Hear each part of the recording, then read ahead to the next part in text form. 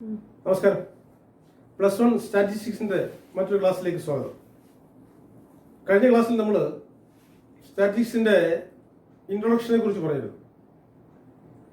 ഇന്ന് നമ്മൾ ബാക്കി ഇൻട്രൊഡക്ഷന്റെ മറ്റ് ഭാഗങ്ങളിലേക്ക് കടക്കുകയാണ്. നമുക്ക് ആദ്യം മനസ്സിലാക്കേണ്ടത് what is the difference between quantitative data and qualitative data. Quantitative data എന്താണ്, ക്വാളിറ്റേറ്റീവ് ഡേറ്റ എന്താണ്? പരീക്ഷയ്ക്ക് ഇത് ചോദിക്കാറുള്ള. ക്വാണ്ടിറ്റേറ്റീവ് ഡേറ്റ എന്ന് പറഞ്ഞാൽ data that can be expressed in numerical terms. അതായത് നമ്മൾ ശേഖരിക്കുന്ന വിവരങ്ങൾ അല്ലെ അതിൻ്റെ ആൻസേഴ്സ് നമ്പറായിട്ട് നമുക്ക് എക്സ്പ്രസ് ചെയ്യാൻ കഴിയുമെങ്കിൽ അതിനെ ക്വാണ്ടിറ്റേറ്റീവ് ഡേറ്റ എന്ന് പറയും. If you are able to express the information in numbers it can be called as quantitative data. നമ്മളൊരു വിവരം ശേഖരിക്കുമ്പോൾ അത് നമ്പറായിട്ട് അതിൻ്റെ ഉത്തരം എഴുതാൻ കഴിയുമെങ്കിൽ അതിനെ ക്വാണ്ടിറ്റേറ്റീവ് ഡേറ്റ എന്ന് പറയുന്നത്. Quantitative data that can be expressed in quantitative terms or numerical terms or in numbers. For example, if you are going to collect the weight of students in a class. ഒരു ക്ലാസ്സിൽ പഠിക്കുന്ന സ്റ്റുഡൻസിന്റെ wait എടുക്കാൻ പോവാണ്, തൂക്കം. അതിന്റെ answer എന്ന് പറഞ്ഞു കഴിഞ്ഞാൽ നമുക്ക് നമ്പറായിട്ട് എക്സ്പ്രസ് ചെയ്യാം. 50 കിലോ അല്ലെ 25 കിലോ 30 കിലോ 40 കിലോ എന്നൊക്കെ പറയാൻ നമ്പറാണ് എഴുതുന്നത്. അപ്പൊ if the data can be expressed in numbers they are quantitative data. If the data cannot be expressed in quantitative terms or in numbers they are called qualitative data. നമ്പറായിട്ട് ഉത്തരം എഴുതാൻ കഴിയുന്നില്ലെങ്കിൽ അതിനെ ക്വാളിറ്റേറ്റീവ് ഡേറ്റ എന്നാണ് പറയുന്നത്. ഇപ്പം ഒരു ക്ലാസ്സിൽ പഠിക്കുന്ന കുട്ടികളുടെ ഇന്റലിജൻസ്, ഒരു ക്ലാസ്സിൽ പഠിക്കുന്ന കുട്ടികളുടെ ബുദ്ധിയെ കുറിച്ച് പറയാം. അപ്പൊ അത് നമുക്ക് ബുദ്ധി എത്ര ബുദ്ധി ഉണ്ടെന്ന് പറയാൻ പറ്റത്തില്ല, അളക്കാൻ പറ്റത്തില്ല. Similarly the honesty of people, ജനങ്ങളുടെ ഓണസ്റ്റി, സത്യസന്ധത എത്ര ഉണ്ടെന്ന് പറയാൻ പറ്റത്തില്ല. സിമിലർലി ദ ബ്യൂട്ടി, സൗന്ദര്യം എത്ര ഉണ്ടെന്ന് അളക്കാൻ കഴിയത്തില്ല. അപ്പൊ beauty, honesty, intelligence etcetera qualitative aspects and they cannot be expressed in numbers. അതിനെ നമ്പറായിട്ട് എക്സ്പ്രസ് ചെയ്യാൻ കഴിയത്തില്ല. Data which can be expressed in quantitative terms or in numerical terms are called quantitative data, and those which cannot be expressed in numerical terms are called qualitative data. ഇതാണ് നമ്മൾ ഈ difference മനസ്സിലാക്കിയിരിക്കണം. ഇനി നമ്മൾ പ്രധാനമായിട്ട് പഠിക്കാനുള്ളത് the importance of statistics in economics. എക്കണോമിക്സിൽ സ്റ്റാറ്റിസ്റ്റിക്സിനുള്ള പ്രാധാന്യം. ഇത് പരീക്ഷയ്ക്ക് ചോദിക്കാറുള്ള ചോദ്യങ്ങളാണ്. അതായത് 4 മാർക്കിന് മിക്കവാറും പരീക്ഷകളിലെല്ലാം ചോദിക്കാറുണ്ട്. Importance of statistics in economics. എക്കണോമിക്സിൽ സ്റ്റാറ്റിസ്റ്റിക്സിനുള്ള പ്രാധാന്യം. Statistics has relevance not only in economics, in almost all subjects it has relevance. എല്ലാ സബ്ജക്റ്റുകളിലും സ്റ്റാറ്റിസ്റ്റിക്സിന് റിലവൻസ് ഉണ്ട്. കാര്യം എന്ന് പറഞ്ഞാൽ സ്റ്റാറ്റിസ്റ്റിക്സ് ഇല്ലാതെ ഒരു കാര്യവും നടക്കത്തില്ല, ഒരു സബ്ജക്റ്റിന്റെ പഠനം നടക്കത്തില്ല. It has relevance in economics, in commerce, in medicine, in research, in sociology, in physics, chemistry, everywhere it has applicability. എല്ലാ സബ്ജക്റ്റിലും പ്രാധാന്യമുണ്ട്. അപ്പൊ നമുക്ക് എക്കണോമിക്സിൽ അതിനുള്ള പ്രാധാന്യം എന്താണെന്ന് നാം മനസ്സിലാക്കേണ്ടത്. What is the relevance of statistics in economics? സ്റ്റാറ്റിസ്റ്റിക്സിന് എക്കണോമിക്സിലുള്ള റിലവൻസ് അല്ലെങ്കിൽ പ്രാധാന്യം എന്താണ്? അതാണ് നമ്മൾ മനസ്സിലാക്കേണ്ടത്. അത് പരീക്ഷ ചോദിക്കാറുള്ളതാണ്. അപ്പൊ അത് നമ്മളെല്ലാവരും അറിഞ്ഞിരിക്കണം. അപ്പൊ അത് എന്ന് പറഞ്ഞു കഴിഞ്ഞാൽ വൺ ഓഫ് ദി ഇമ്പോർട്ടന്റ്, ഒന്നാമത്തേന്ന് പറഞ്ഞു കഴിഞ്ഞാൽ first importance is statistics has very much relevance in economics. It helps an economist to find out an economic problem. ഒരു എക്കണോമിക് പ്രോബ്ലത്തെ കുറിച്ച് മനസ്സിലാക്കാൻ എക്കണോമിസ്റ്റിനെ സഹായിക്കുന്നു.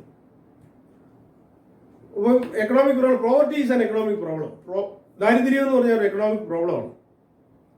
ഒരു പ്രദേശത്ത് ദാരിദ്ര്യം ഉണ്ടോ എന്നുള്ളത് മനസ്സിലാക്കണമെന്നില്ല.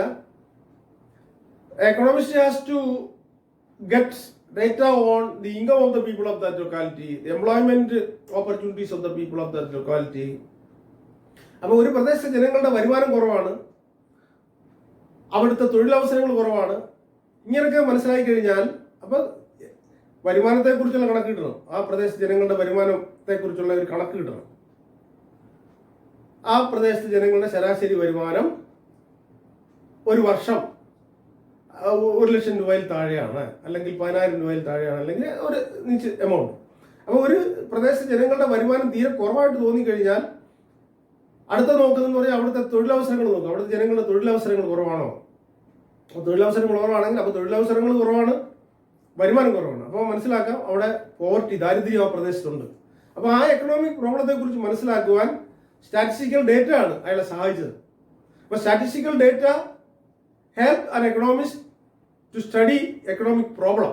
എക്കണോമിക് പ്രോബ്ലത്തെ കുറിച്ച് പഠിക്കുവാൻ ഒരു എക്കണോമിസ്റ്റിനെ സഹായിക്കുന്നത് സ്റ്റാറ്റിസ്റ്റിക്കൽ ഡേറ്റ ആണ്. അതാണ് ആദ്യത്തെ എന്ന് പറഞ്ഞു കഴിഞ്ഞാൽ importance of statistics in economics എന്ന് പറയുന്നത്. ആദ്യത്തെ എന്ന് പറഞ്ഞു കഴിഞ്ഞാൽ it helps to understand economic problem. Economic പ്രോബ്ലത്തെ കുറിച്ച് മനസ്സിലാക്കാൻ സഹായിക്കുന്നു. With the help of statistics an economist can understand economic problem. Economic പ്രോബ്ലത്തെ കുറിച്ച് മനസ്സിലാക്കാൻ ഒരു എക്കണോമിസ്റ്റിനെ സഹായിക്കുന്നു എന്നുള്ളതാണ് പിന്നെ സ്റ്റാറ്റിസ്റ്റിക്സിന് എക്കണോമിക്സിനുള്ള ഒരു പ്രാധാന്യം. അപ്പോൾ രണ്ടാമത്തേന്ന് പറഞ്ഞു കഴിഞ്ഞാൽ statistics helps an economist to study data in a precise and definite form. അല്ലെങ്കിൽ statistics gives an economist facts and figures in a precise and definite form. Facts and figures ആണല്ലോ സ്റ്റാറ്റിസ്റ്റിക്സ് എന്ന് പറയുന്നത്. അപ്പം വസ്തുതകളെ കുറിച്ച് പ്രിസൈസ് എന്ന് പറയുന്നത് കൃത്യമായ, വ്യക്തമായ, പ്രിസൈസ് ആൻഡ് ഡെഫിനിറ്റ് ഫോം, കൃത്യമായ ഡേറ്റ കൊടുക്കാൻ സ്റ്റാറ്റിസ്റ്റിക്സിന് കഴിയും. Statistics gives an economist precise and definite data, അല്ലെങ്കിൽ data in a precise and definite form. Precise and definite ഫോമിൽ ഡേറ്റ കൊടുക്കുന്നുണ്ട്. അതുപയോഗിച്ചാൽ കൃത്യമായിട്ട് കാര്യങ്ങൾ ചെയ്യാൻ കഴിയും, മനസ്സിലാക്കാൻ കഴിയും. For example, suppose the data regarding the COVID positive cases in Kerala or people died of COVID-19 is 2,250 up to November 2020. November 2020 വരെ കേരളത്തിൽ COVID-19 മൂലം മരിച്ചിട്ടുള്ള 2,250 ആണുള്ള ഡേറ്റ എന്ന് പറയുന്നത് സ്റ്റാറ്റിസ്റ്റിക്സ് ആണ്. This is a precise and definite data. ഇത് precise and definite data ആണ്. ഈ ഡേറ്റയുടെ അടിസ്ഥാനത്തിൽ ആണ് ബാക്കിയുള്ള കാര്യങ്ങൾ ചെയ്യുന്നത്. അപ്പോൾ this is precise and definite data. Vague statements are not good. Vague statements എന്ന് പറയാൻ നല്ലതല്ല. അപ്പോൾ അതിന് പകരം നമ്മൾ പറയുകയാണ് the number of people died of COVID-19 up to November 2020 is thousands or hundreds. Hundreds of people died or thousands of people died in Kerala of COVID-19 up to November. November വരെ ആയിരക്കണക്കിന് ആൾക്കാർ മരിച്ചു എന്ന് പറഞ്ഞാൽ അതിനൊരു വ്യക്തതയില്ല. 2,250 എന്ന് പറഞ്ഞാൽ ആയിരക്കണക്കിന് ആൾക്കാരെന്ന് പറഞ്ഞാൽ സ്റ്റാറ്റിസ്റ്റിക്സ് അല്ല, അത് കൃത്യതയില്ല, നമ്പറില്ല. അപ്പൊ ഇവിടെ എന്ന് പറഞ്ഞാൽ 2,250 എന്ന് പറഞ്ഞ ഒരു ഡെഫിനിറ്റ് നമ്പറാണ് കൊടുക്കുന്നത്. അപ്പൊ ഇതിന്റെ അടിസ്ഥാനത്തിൽ പഠനങ്ങൾ നടത്തി കഴിഞ്ഞാൽ അത് കൃത്യത ഉണ്ടാകും പഠനത്തിന്. അപ്പൊ statistics gives the economist A precise and definite data. Precise and definite data കൊടുക്കുന്നു എന്നുള്ളതാണ് രണ്ടാമത്. അടുത്ത മൂന്നാമത്തെ എന്ന് പറഞ്ഞു കഴിഞ്ഞാൽ statistics simplifies data. Large data are simplified. Large data is simplified. അതായത് ഇപ്പം for example an economist is going to study the income of the people of a locality, അല്ലെങ്കിൽ income of the people of a district or a state. ഒരു സ്റ്റേറ്റിലെ ജനങ്ങളുടെ ഇൻകത്തെ കുറിച്ച് പഠിക്കാൻ പോവാണ്. Study of income, study of poverty, study of employment etcetera are economics, എല്ലാം economics ആണ്. അപ്പൊ ഈ ഇൻകത്തെ കുറിച്ച് പഠിക്കുക എന്ന് പറഞ്ഞാൽ it is not possible for a person to remember the income of all each and every person in that district or a state. അപ്പൊ കേരളത്തിലുള്ള ആൾക്കാരുടെ വരുമാനത്തെ കുറിച്ച് പഠിക്കുന്നത്. അപ്പൊ ഓരോരുത്തരുടെയും വരുമാനം എത്ര രൂപയാണെന്ന് മനസ്സിൽ ഓർത്തു വെക്കാൻ ഒരു മനുഷ്യനെ കൊണ്ട് സാധിക്കത്തില്ല. In such a situation that person depends on the average income. Average ഇൻകത്തിനെയാണ് ആശ്രയിക്കുന്നത്. അപ്പൊ that average is a contribution of statistics. സ്റ്റാറ്റിസ്റ്റിക്സിന്റെ കോൺട്രിബ്യൂഷൻ ആവറേജ് എന്ന് പറഞ്ഞാൽ ഇറ്റ് ഈസ് സ്റ്റാറ്റിസ്റ്റിക്സ്. അപ്പോൾ വലിയ ഡേറ്റയെ കേരളത്തിൽ ഇപ്പം 3.5 കോടി ജനങ്ങളുണ്ടെങ്കിൽ ആ 3.5 കോടി ജനങ്ങളുടെയും വരുമാനത്തെക്കുറിച്ച് ഓർത്തിരിക്കാൻ പറ്റത്തില്ല. അത്തരം സാഹചര്യത്തിലാണ് ഒരാളുടെ ശരാശരി വരുമാനം ഒരു വർഷം ശരാശരി വരുമാനം 2 ലക്ഷം രൂപയാണ് അല്ലെങ്കിൽ 1 ലക്ഷം രൂപയാണെന്ന് നമ്മൾ കണ്ടുപിടിക്കുന്നത്. അപ്പോൾ ആവറേജ് ആണ്, ടോട്ടലിനെ നമ്പർ കൊണ്ട് ഡിവൈഡ് ചെയ്യുമ്പോൾ ആവറേജ് കിട്ടും. അപ്പോൾ ആവറേജ് കിട്ടുന്ന സ്റ്റാറ്റിസ്റ്റിക്സിൽ കൂടാണ്. അപ്പോൾ സ്റ്റാറ്റിസ്റ്റിക്സിന്റെ കൊണ്ടുള്ള അടുത്ത എക്കണോമിക്സിന്റെ ഗുണം എന്ന് പറഞ്ഞാൽ it simplifies data. Data simplify ചെയ്ത് large data are simplified in statistics. അപ്പോൾ ആദ്യത്തേന്ന് പറഞ്ഞാൽ statistics helps to understand economic പ്രോബ്ലത്തെ കുറിച്ച് മനസ്സിലാക്കാൻ സ്റ്റാറ്റിസ്റ്റിക്സ് സഹായിക്കുന്നു. എന്ന് പറഞ്ഞാൽ എക്കണോമിക് പ്രോബ്ലം ഉണ്ടോ എന്നുള്ളത്, തൊഴിലില്ലാത്തവരുടെ എണ്ണവും, ഒരു എക്സാമ്പിളായിട്ട് പോവർട്ടി ഒരു സ്ഥലത്തുണ്ടോ എന്ന് അറിയുന്നത്, അവിടെ തൊഴിലില്ലാത്തവരുടെ എണ്ണം, അവിടെ വരുമാനം കുറവ്, ഈ കാര്യങ്ങളൊക്കെ കണക്കുകൾ കിട്ടിക്കഴിഞ്ഞാൽ അതിൽ നിന്ന് മനസ്സിലാക്കാൻ അവിടെ പോവർട്ടി ഉണ്ടെന്ന്. അപ്പോൾ ഒരു എക്കണോമിക് പ്രോബ്ലത്തെ കുറിച്ച് മനസ്സിലാക്കാൻ സ്റ്റാറ്റിസ്റ്റിക്സ് സഹായിക്കുന്നു. അതുപോലെ തന്നെ സ്റ്റാറ്റിസ്റ്റിക്സ് എക്കണോമിക്സിനെ സഹായിക്കുന്നു. എങ്ങനെ? By giving precise and definite data. By giving data in a precise and definite form. കൃത്യതയുള്ള ഡേറ്റ സാമ്പത്തിക ശാസ്ത്രജ്ഞന്മാർക്ക് കൊടുത്തതിന് ശേഷം അത് അവരെ സഹായിക്കുന്നു. അപ്പോൾ ആ ഡേറ്റ ഉപയോഗിച്ചിട്ടാണ് അവർ കാര്യങ്ങൾ ചെയ്യുന്നത്. Then on the statistics simplifies large data into simple and single ones. ഇങ്ങനെ സ്റ്റാറ്റിസ്റ്റിക്സ് സഹായിക്കുന്നു. അടുത്ത നാലാമത്തെന്ന് പറഞ്ഞു കഴിഞ്ഞാൽ statistics helps to establish relationship between two economic factors. Relationships establish ചെയ്യുന്നതിന് വേണ്ടി സഹായിക്കുന്നു. 2 എക്കണോമിക് ഫാക്ടേഴ്സിനുള്ള ബന്ധം അത് നമുക്ക് കണ്ടുപിടിക്കാൻ സ്റ്റാറ്റിസ്റ്റിക്സ് സഹായിക്കുന്നത്. For example, demand is an economic factor, price is an economic factor, supply is an economic factor. അപ്പോൾ statistics helps to establish relationship between 2 economic factors. Relationship between price and demand. സാധനങ്ങളുടെ വിലയും ഡിമാൻഡും തമ്മിലുള്ള റിലേഷനെ കുറിച്ച് പഠിക്കാൻ നമുക്ക് സാധിക്കുന്നു. സ്റ്റാറ്റിസ്റ്റിക്സ് സാധനങ്ങളുടെ വില എന്ന് പറഞ്ഞാൽ സ്റ്റാറ്റിസ്റ്റിക്സ് ആണ്.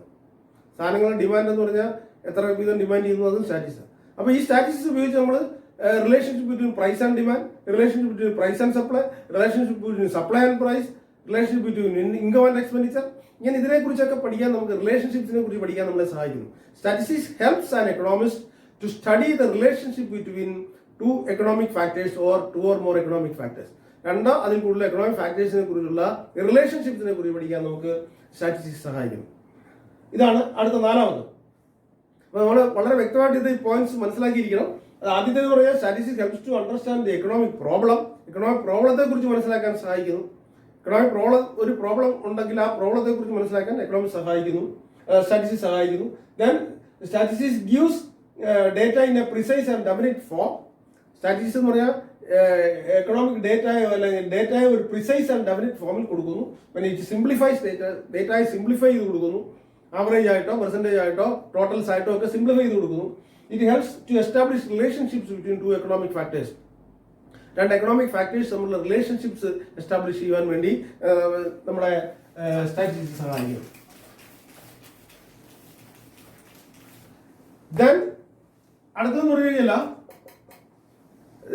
statistics helps an economist to study the impact of the change in one economic factor on another factor. ഒരു ഫാക്ടറില്ല, അതായത് impact of change in one factor on another. ഒരു കാര്യത്തിൽ എന്തെങ്കിലും മാറ്റം ഉണ്ടായി കഴിഞ്ഞാൽ മറ്റൊരു കാര്യത്തിൽ എന്ത് മാറ്റം ഉണ്ടാകും എന്നുള്ളതിനെ കുറിച്ച് പ്രെഡിക്റ്റ് ചെയ്യാൻ സഹായിക്കും. Statistics helps to predict the impact of change in one factor on another factor. ഇപ്പം suppose there is a change in the income of the people. ജനങ്ങളുടെ ഇൻകം ചേഞ്ച് ചെയ്യുന്നു, അതാണ് ഡെൽറ്റ ഐ എഴുതിയിരിക്കുന്നത് ഇൻകം. ഇപ്പൊ income change ചെയ്ത് കഴിഞ്ഞാൽ what would be the impact of the change in income on expenditure. Expenditure എങ്ങനെ change ചെയ്യും എന്നുള്ളത് മനസ്സിലാക്കാൻ സഹായിക്കും. അപ്പൊ ഇൻകത്തെ കുറിച്ചുള്ള സ്റ്റാറ്റിസ്റ്റിക്സ്, ഇൻകത്തിലുണ്ടായ മാറ്റത്തെ കുറിച്ചുള്ള സ്റ്റാറ്റിസ്റ്റിക്സ് എക്സ്പെൻഡിച്ചറിലുണ്ടാകുന്ന മാറ്റത്തെ കുറിച്ച് മനസ്സിലാക്കാൻ സഹായിക്കും. അപ്പോൾ statistics helps to study the impact of change in one factor or another factor. ഒരു എക്കണോമിക് ഫാക്ടറിൽ എന്തെങ്കിലും മാറ്റം ഉണ്ടായി കഴിഞ്ഞാൽ മറ്റൊരു എക്കണോമിക് ഫാക്ടറിൽ അതിന്റെ അനന്തര ഫലം എങ്ങനെ ഉണ്ടാകുന്നു എന്നുള്ളത് മനസ്സിലാക്കാൻ സഹായിക്കുന്നു. Impact of change in one factor on another factor. And the last is, it helps economists to formulate plans and policies. Plans and policies. പ്ലാൻസും പോളിസീസും ഫോർമുലേറ്റ് ചെയ്യുവാൻ എക്കണോമിക്സ് സഹായിക്കുന്നു. ഇപ്പൊ ഈ സ്റ്റാറ്റിസ്റ്റിക്കൽ ഡേറ്റയുടെ അടിസ്ഥാനത്തിലാണ് പ്ലാൻസ് ഒക്കെ ഫോർമുലേറ്റ് ചെയ്യുന്നത്. എന്ന് പറഞ്ഞാൽ ഇപ്പം ഉള്ള അവസ്ഥ, ഇപ്പൊ കേരളത്തിലെ തൊഴിലവസരങ്ങൾ കുറവാണ്, അല്ലെങ്കിൽ വരുമാനം കുറവാണ്, അല്ലെങ്കിൽ അസുഖങ്ങൾ കൂടുതലാണ്. ഇങ്ങനെയൊക്കെ മനസ്സിലാക്കി കഴിഞ്ഞാൽ അതിനനുസരിച്ചുള്ള അടുത്ത വർഷത്തേക്കുള്ള തീരുമാനങ്ങൾ എടുക്കാൻ സഹായിക്കും, പോളിസി ഫോർമുലേറ്റ് ചെയ്യാൻ സഹായിക്കും. അപ്പം എക്കണോമിക് ഡേറ്റ, സ്റ്റാറ്റിസ്റ്റിക്കൽ ഡേറ്റയുടെ അടിസ്ഥാനത്തിലാണ് പിന്നെ പ്ലാൻസ് ഫോർമുലേറ്റ് ചെയ്യുന്നത്. With the help of statistical data we can formulate plans and policies. പ്ലാൻസും പോളിസീസും ഫോർമുലേറ്റ് ചെയ്യാം. എക്കണോമിക് പ്ലാൻസും എക്കണോമിക് പോളിസീസും ഒക്കെ ഫോർമുലേറ്റ് ചെയ്യുന്നത് സ്റ്റാറ്റിസ്റ്റിക്കൽ ഡേറ്റയുടെ അടിസ്ഥാനത്തിലാണ്. ഇങ്ങനെ ആറ് പ്രധാനപ്പെട്ട കാര്യങ്ങളാണ് സ്റ്റാറ്റിസ്റ്റിക്സ് ഇൻ എക്കണോമിക്സിലുള്ളത്. ഇതാണ് നിങ്ങളുടെ സിലബസ് പ്രകാരം ഇത്രയും കാര്യങ്ങൾ മനസ്സിലാക്കിയിരിക്കണം. ഇതൊന്നും അല്ല സാധനം, ഒരുപാട് കാര്യങ്ങളുണ്ട്. നമുക്ക് സ്വന്തമായിട്ട് എഴുതാത്ത കാര്യങ്ങളെല്ലാം ഉണ്ട്. അതുകൊണ്ട് എക്കണോമിക് സ്റ്റാറ്റിസ്റ്റിക്കൽ ഡേറ്റ ഇല്ലാതെ ഒരു എക്കണോമിക്സും ഇല്ല, അല്ലെങ്കിൽ ഒരു സബ്ജക്ട്, എല്ലാ സബ്ജക്റ്റിലും പ്രാധാന്യമുണ്ട്. അപ്പൊ ഈ 6 പോയിന്റ്സ് നമ്മൾ വ്യക്തമായിട്ട് മനസ്സിലാക്കി വെച്ചേക്കണം. അപ്പൊ ഇത് നിങ്ങൾക്ക് മനസ്സിലാക്കി കാണുമെന്ന് വിശ്വസിക്കുന്നു. മനസ്സിലായിട്ടുണ്ടെങ്കിൽ നിങ്ങൾ എല്ലാവരും ഈ ചാനൽ സബ്സ്ക്രൈബ് ചെയ്യുക. അതുപോലെ തന്നെ ബെൽ ബട്ടൺ ക്ലിക്ക് ചെയ്ത് നിങ്ങൾ ഇത് നോട്ടിഫിക്കേഷൻ ലഭിക്കുന്നതിന് വേണ്ടി നിങ്ങൾ ബെൽ ബട്ടൺ ക്ലിക്ക് ചെയ്യുക. Okay, thank you very much.